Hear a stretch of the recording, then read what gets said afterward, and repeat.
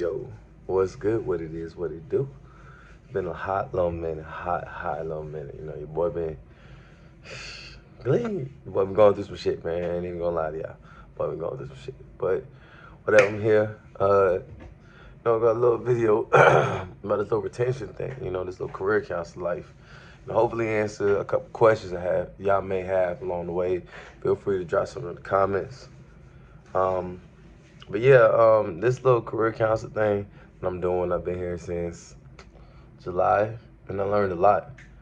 And I just covered a little bit of knowledge I want to share to y'all. You know, obviously there's more learning to do, but you know, bear with me. I'm only a student in the game, and I'm just trying to, help my fellow people, make the best out their military experiences. You feel me?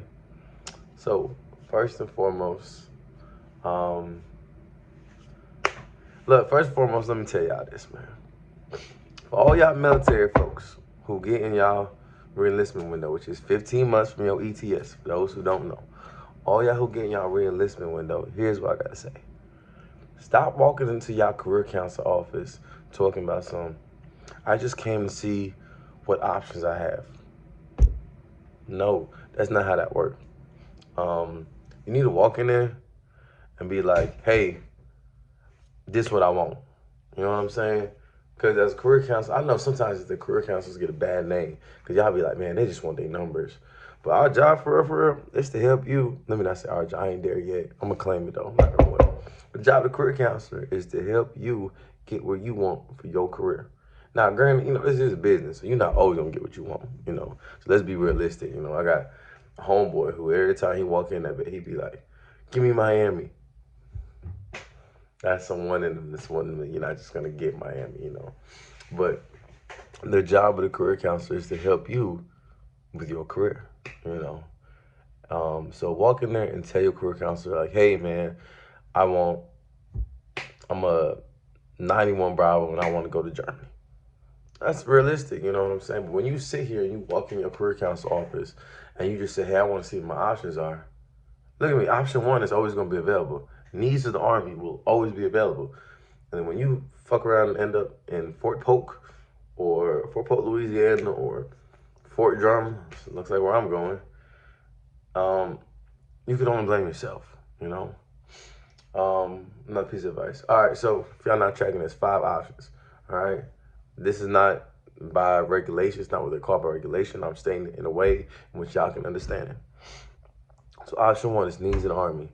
That's pretty much saying, hey, Army, I want to reenlist, whatever. I'm on to reenlist, and you can send me whatever. Option 2 is, stabilization. You're in a nice little duty station. You want to stay there a little longer. Stabilize, That's, all these things come with stipulations, so don't think that's just black and white. You can only stabilize for but so many months based on how long you reenlist. Just like option 1. If you're on orders, that's the only option you got. All right, option number 3. Option number 3 is Army training. Now, Army training is something that somebody like myself had to do to go to this career council course. Army training can simply be you're a mechanic who wants to go to Hotel A school, or you want to go airborne.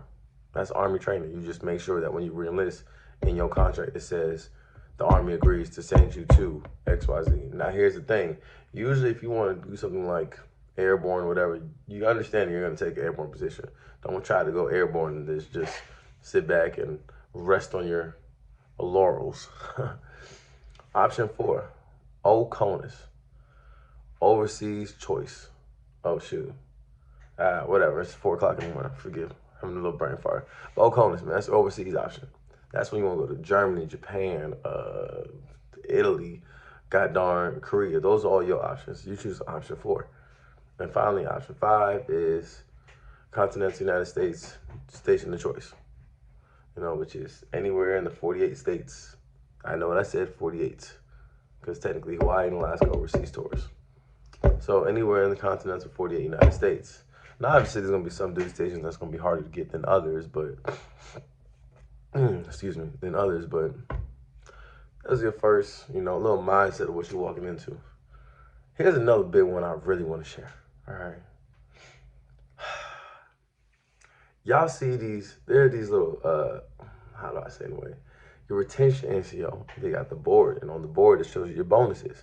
And I know that's the one thing that almost everybody, if y'all don't know nothing about retention, reenlistment, nothing, y'all know that goddamn message book that, or the bonus info, right? This is what I'm saying. Just because you reenlist for 5 years does not entitle you to the 60 or month bonus. Let me repeat that again. It's because you reenlist for 5 or more years does not entitle you to your 60 or more month bonus. Let me see if I have a, let me see if I got an example. I do, hold on. As y'all see, I'm in the bees. Hold on 1 second.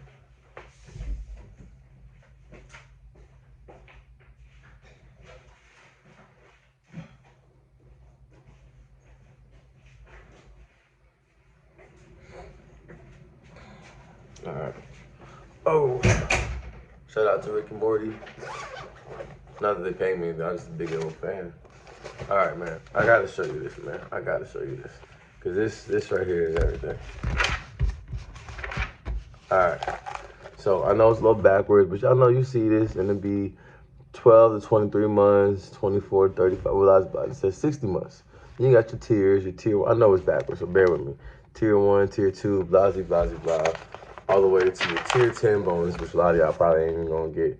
You know, tier 10, 60 or more months says 60. If you're a specialist, you get $48,000, right? That's what that says. That's not how that works. All right. Putting it plain and simple, it's like this. Your window opens up 15 months before you get out, okay? 15 months before you ETS, you know, your window opens up to reenlist, all right? Now, if you reenlist on month 15, right, your new contract starts on your day of reenlistment. So let's say you get out, how I make this the easiest possible. Let's say you get out June 30th, 2023, okay? And that means your window opens up March 30th, 2022. For conversation purposes, let's just say April 1st, 2022. You go to your career counsel office. You want to reenlist April 1st, 2022, right? You're a new contract for 5 years or for 6 years. Let's say 5 years. Your new contract starts April 1st, 2022. Make sense? Your new contract doesn't end June 30th. I mean, it doesn't begin June 30th, 2023. It begins the day you raise your hand and reenlist, right? Here's the catch. You still owe the Army from that first contract 15 months. You still owe the Army from April 1st to June 30th, April 1st, 2022 to June 30th, 2023. The Army is not going to pay you money for something you already owe them. You feel me? If you already owe me, I'm not going to give you a bonus for something you already owe. But they'll start your bonus from June 30th, 2023 to however long you reenlist to. I hope I'm making sense to somebody. If not, please put it in the comments because I really want to learn y'all something, you know? A lot of times we're uninformed, we're not fully informed, and it tends to halt us or stop us from certain decisions. But when you see that 60 months or more or whatever, that's called your additional obligated service. You have your previous obligated service and your additional obligated service. Your previous obligated service is the time that you originally owed on your contract from when you reenlist to your current ETS. So whenever you're supposed to ETS and the day you reenlist, you still owe the Army that time because you already owe the Army that time. It's not like they're getting anything extra out of you. You owe the Army that time. The day after your ETS ends, that situation, June 30th, 2023. So July 1st, 2023 is when your bonus kicks in. So from that July 1st, 2023 to whenever that new ETS date is, that's what the Army is giving you money for. So you can't walk into the office talking about it said I get $48,000. Yeah, but you still owe the Army 15 months. And if you do a 60 month, that's 45 months, which then puts you from 48,000 to $32,000. Now, same situation. If you want to wait till goddamn May 2023 to re-enlist, now you're looking at 59 months. So you'll end up getting tier 10 bonus, blah, blah, $40,000. It's that simple. But it's wild because what the career counselor's job, the job of the career counselor is to make sure y'all need to understand this.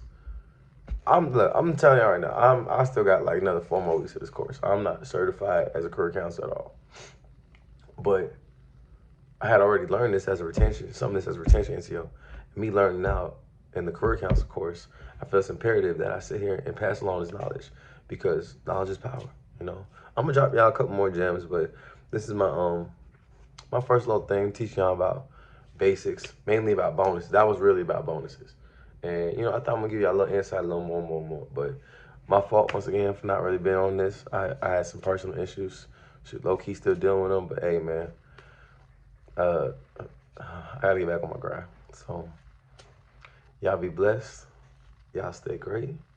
And go subscribe to your boy's channel, all right? Y'all be easy.